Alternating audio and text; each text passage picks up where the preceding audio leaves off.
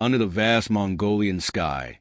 In a remote and isolated hillside, a young woman gave birth to a son. She was surrounded by strangers, far away from the world she had once known. This child, born into hardship and uncertainty, would grow to become a leader destined to unite the nomadic tribes of Northeast Asia and establish the largest contiguous empire in human history. This child was none other than Genghis Khan. The story of Genghis Khan, however, does not begin with him but rather with his mother, Holan.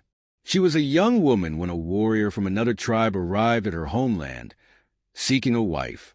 He brought gifts for her and her family, honoring the traditions of the steppe.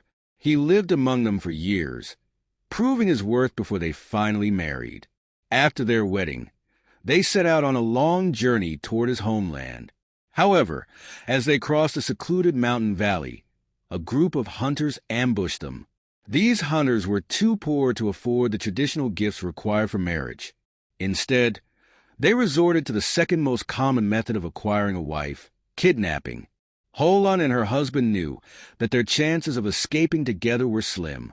In a moment of ultimate sacrifice, Holan convinced her husband to flee alone. If she stayed, the hunters would be preoccupied with her, giving him a chance to escape. As a final farewell, she removed her shirt and handed it to him, a deeply symbolic gesture in steppe culture, where one's breath and scent were considered part of their soul. This was the last time Holan ever saw her husband. The hunters took Holan back to their camp, where she became the wife of a man named Yasujii. In time, she bore him a son named Temüjin, named after a warrior Yasujii had recently slain in battle.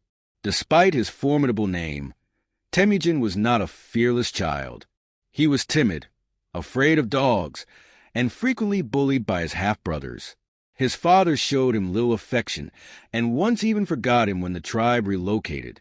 When Temüjin turned 8, Yasujii decided it was time to arrange his marriage.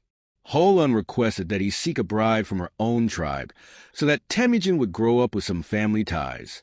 Yasujii agreed, and together they set off on a journey to her homeland. During their travels, they stopped at a yurt, where they were hosted by a family with a young daughter named Borte. The children seemed to get along, and after negotiations, Yasujii arranged for Temüjin to stay and work for the family in exchange for Borte's hand in marriage. This arrangement was customary, as it allowed young men to prove themselves as future providers. Leaving his son behind, Yasujii began his journey home. Along the way, he encountered a group of warriors celebrating a feast. Unbeknownst to him, these men recognized him as the warrior who had killed their comrade, the very man Temüjin was named after. Seeking revenge, they secretly poisoned Yasujii's food. Though he did not die immediately, he barely managed to return to his camp before succumbing to the poison. With Yasujii dead, his wives and children were left without protection. The tribe abandoned them, taking their animals and leaving them to fend for themselves. Desperate, Holan mounted a horse and followed the tribe, carrying Yasujii's spirit banner to remind them of his service. An old man took pity on them and spoke in their defense. But in a brutal lesson of the steppe's harshness, the old man was slain for his kindness. This event deeply affected young Temüjin, shaping his worldview. Without a tribe, the family faced starvation. Holan, with unwavering determination, foraged for food while her children devised ways to survive. They bent sewing needles into fish hooks and crafted arrows from sticks to hunt small animals.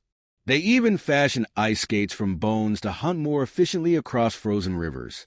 These hardships instilled in Temüjin both survival skills and tactical ingenuity.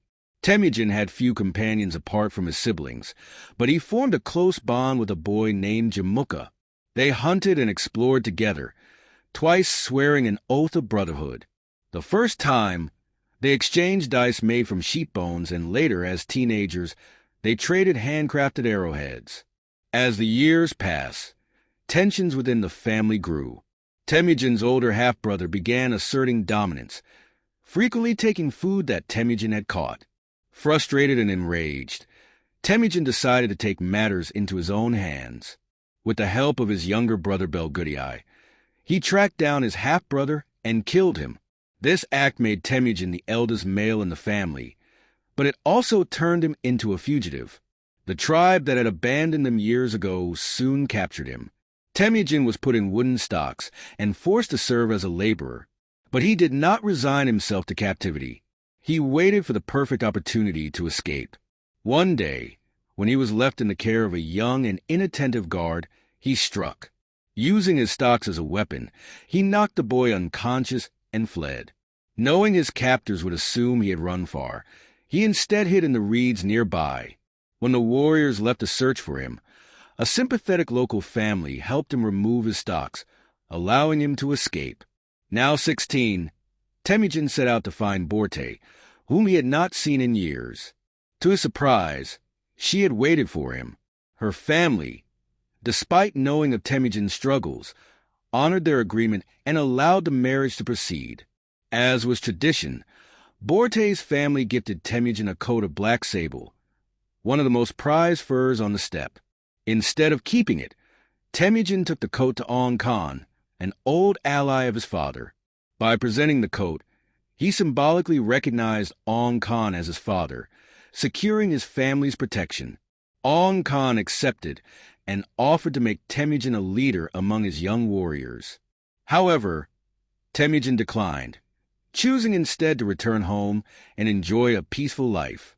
With his family protected and his troubles seemingly behind him, it appeared he had finally found stability. But peace was fleeting on the steppe. Word of Temüjin's marriage reached the Murjids, the tribe from which his father had abducted his mother years ago. They saw this as an opportunity for revenge. However, instead of reclaiming Holan, now an aging widow, they sought to take Borte, Temüjin's young bride. The attack would set in motion a series of events that would eventually transform Temüjin into the legendary Genghis Khan.